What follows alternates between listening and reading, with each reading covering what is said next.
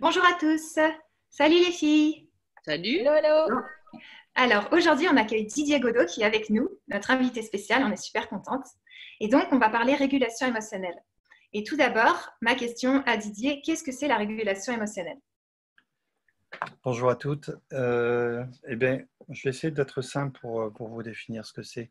C'est en fait, ce serait une capacité que nous avons tous, sans le savoir, et qui permet qu'on reste vivant instant après instant, c'est-à-dire d'être en autorégulation permanente. C'est-à-dire que nous avons à l'intérieur de nous différents systèmes qui nous permettent de répondre à toutes les informations de l'intérieur ou de l'extérieur du corps et de trouver la réponse idéale à chaque instant.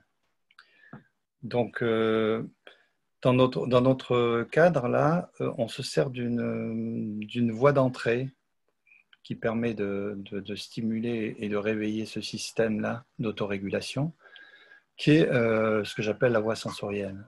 C'est-à-dire qu'on soit conscient ou pas à chaque instant, on a des millions de capteurs qui nous renseignent en permanence sur le monde extérieur et sur l'équilibre intérieur. Et donc, c'est simplement une machine qui est là, c'est-à-dire qu'un outil qui est là, qui est totalement inconscient. On n'a rien du tout on n'a pas à réfléchir quand on y fait appel. Il est là. Et l'avantage de ce système-là, c'est qu'il est fait pour qu'on soit le mieux possible à chaque instant, à tout point de vue. Donc, il possède, en dehors des capteurs sensoriels qu'on a tous, que l'on sente ou que l'on ne sente pas, ils sont bien là. Et on a des voies nerveuses qui renseignent des centres de régulation, qui font leur travail et qui donnent la meilleure réponse à chaque instant. Si je fais une analogie avec la voiture, parce que ça permet là, autrefois, dans ma vieille 4L, il y avait un moteur, un frein, un accélérateur, et puis il y avait peut-être dans toute la voiture 5 mètres de fil électrique pour allumer les phares, démarrer, etc. Et dans nos voitures modernes, et on s'en plaint souvent, vous avez vu qu'il y a un nombre invraisemblable de dizaines de mètres de câblage qui relie des capteurs qui sont partout, dans tous les éléments essentiels de la voiture, et qui renseignent des centres de régulation qui ne réfléchissent pas, qui font leur boulot pour trouver la meilleure réponse pour que la voiture marche au mieux à chaque instant. Voilà, en gros, c'est ça, notre système.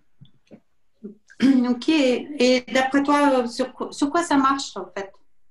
Dans quel domaine on peut l'appliquer? Comme je l'ai dit, ce système-là, s'il s'arrêtait de fonctionner 2 secondes, on serait tous morts. Donc, ce système-là, il est fait pour régler tous nos problèmes, c'est-à-dire tous nos déséquilibres. C'est-à-dire un capteur, ça agit entre ça et ça. C'est-à-dire quand on est dans cette marge-là, c'est de la marge de fonctionnement où ça va. Si on sort de la marge de fonctionnement, à ce moment-là, il y a péril, il faut réguler. Donc ça marche sur quoi? Ça marche sur toutes nos manifestations physiques ou comportementales. Concrètement, tu veux dire? Ça veut dire que quand on sent ou quand on nous fait remarquer qu'on a un problème de comportement, qu'on est irritable, qu'on est colérique, qu'on est introverti, etc. Il y en a des tas. Il y a un problème de réglage. Il y a quelque chose qui ne fonctionne pas tellement au mieux, surtout que si c'est persistant. Ça ne veut pas dire qu'on n'est pas des sautes d'humeur, ça c'est autre chose. On est des êtres émotionnels, donc on a des bouffées émotionnelles qui sont parfaitement normales, dans tous les sens. Par contre, quand ça devient chronique, quand ça devient permanent, et que soit on en souffre, soit l'entourage en souffre, à ce moment-là, c'est qu'il y a une perturbation. D'autre part, ça c'est quand c'est de l'expression extérieure, on va dire. Donc ça se voit, quelqu'un qui est en colère, quelqu'un qui est irritable, quelqu'un qui est déprimé, etc. Ça se voit. Par contre, il peut y avoir aussi des manifestations qui sont corporelles, tout simplement. Et là, c'est infini. Comment se fait-il qu'on ait des problèmes de dos dans telle et telle circonstance ou durables, des problèmes de fatigue, des problèmes, etc. Donc, ils sont dans le champ totalement physique. Si vous voulez, moi, par rapport on a parlé tout à l'heure, mais par rapport au côté émotionnel, j'ai beaucoup plus de liberté. La régulation, elle est globale, parce que le système, il est global. Il n'y a pas un truc qui s'occupe du corps, un truc qui s'occupe des émotions, un truc qui s'occupe de, je ne sais pas quoi, l'alimentation. Non. Il y a un fonctionnement global qui se régule au mieux à chaque instant et qui peut être perturbé. Voilà. Donc, c'est un peu le champ le champ d'application, si vous voulez, il est considérable, en fait. Il n'y a pas de limite, en fait. On peut tout aborder par ce biais-là. Une douleur. Qu'est-ce que c'est qu'une douleur? C'est une sensation qui peut provoquer des émotions également. Il suffit de laisser faire cet état-là pour parvenir à une régulation. En tout cas, une meilleure régulation. Pas forcément une disparition, mais un meilleur confort. Merci.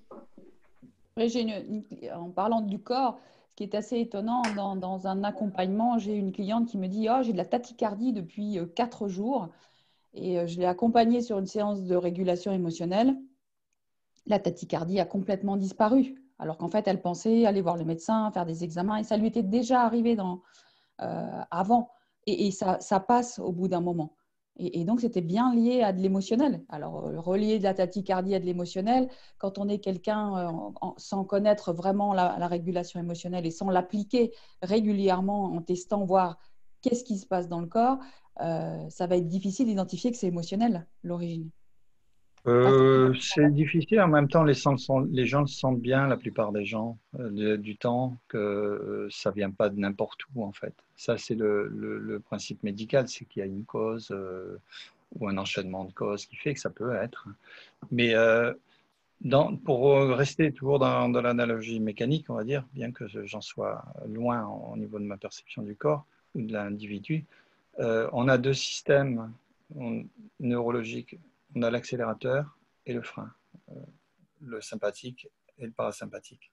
Et en fait, chacune de nos fonctions, y compris la fonction cardiaque, est régulée par l'accélérateur et le frein. Après, ça passe par des hormones, etc.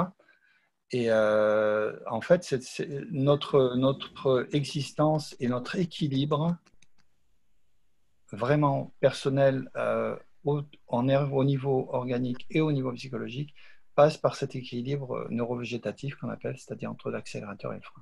Voilà. Autant c'est parfaitement cohérent d'être sur un mode accélérateur quand on a à répondre à un stress et à trouver une solution, autant il est absolument nécessaire d'avoir une période de repos, c'est-à-dire la vagotonie, où au contraire on lâche complètement et on remet à zéro tous les systèmes. Voilà. Et c'est pour ça qu'on ne peut pas séparer l'émotionnel de l'organique, du physique, là, en particulier de la tachycardie par exemple.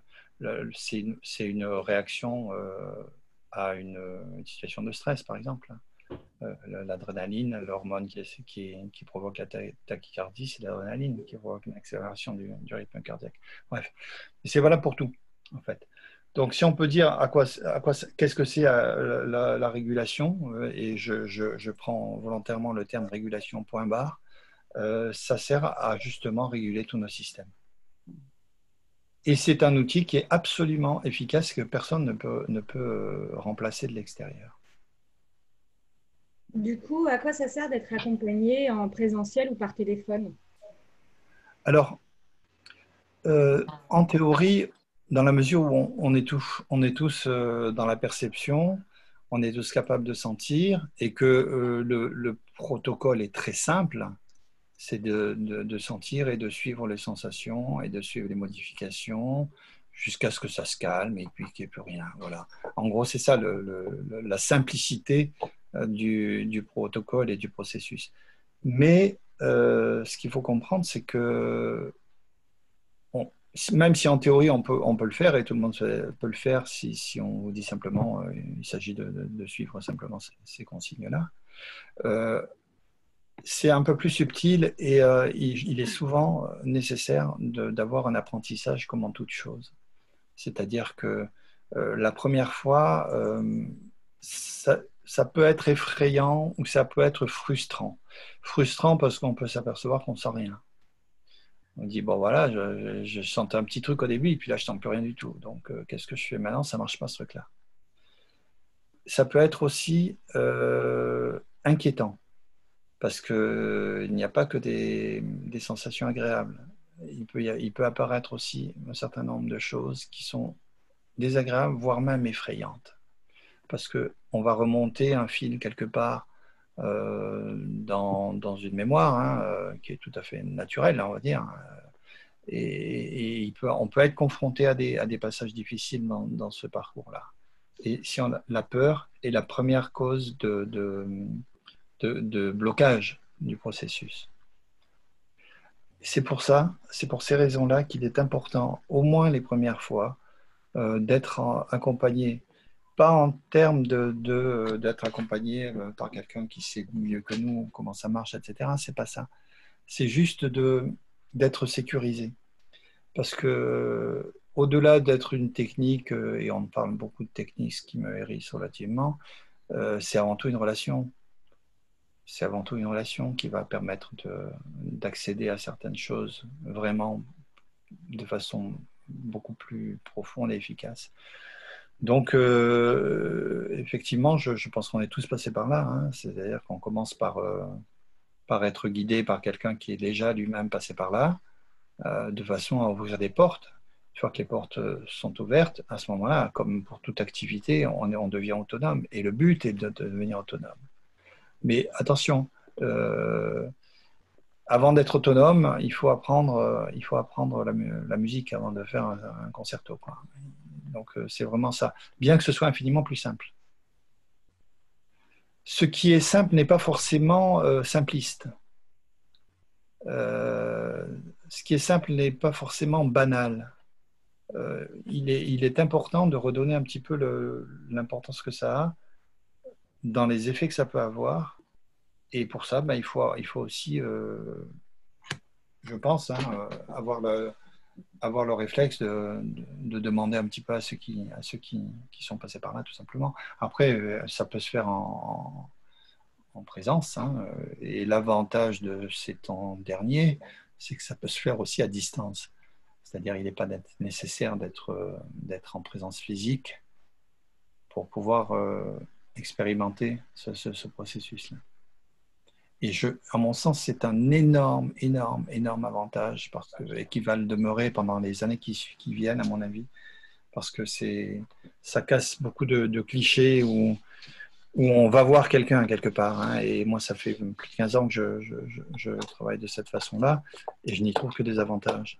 Même des avantages par rapport à une séance classique. Par téléphone, tu veux dire, là, ou tu as d'autres pratiques? Tu fais de la visio? Ça peut être, à l'époque où j'ai commencé, c'était par téléphone parce qu'il n'y a pas autre chose pratiquement, mais c'est aussi comme on fait là maintenant. Où on est ensemble, on est en train de partager, et le fait d'avoir la visio donne beaucoup d'indications et de confiance. C'est précieux. Donc, on a un outil qui est à notre disposition qui révolutionne véritablement la façon de procéder, en fait. Et les gens sont jamais choqués par ma pratique. Ils n'y trouvent aussi que des avantages. Alors là, il nous reste 2 minutes, donc on peut encore poser une ou deux questions. Vas-y. Je vous écoute. Allô? Alors, vous avez des questions? Alors, je voulais juste rebondir peut-être plutôt sur ce que tu disais par téléphone. Je trouve que même des fois, c'est plus facile pour les gens d'être accompagnés par téléphone que d'être en présentiel. Et je pense qu'il y a des personnes qui vont appeler plus facilement appeler quelqu'un que de venir dans un cabinet. Je ne sais pas si tu ressens ça. La présence de l'autre n'est pas étouffante. Il y a une interface qui est l'écran.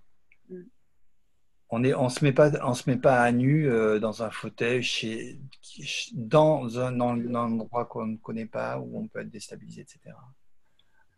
Non, c'est évident que c'est un énorme plus, à mon sens.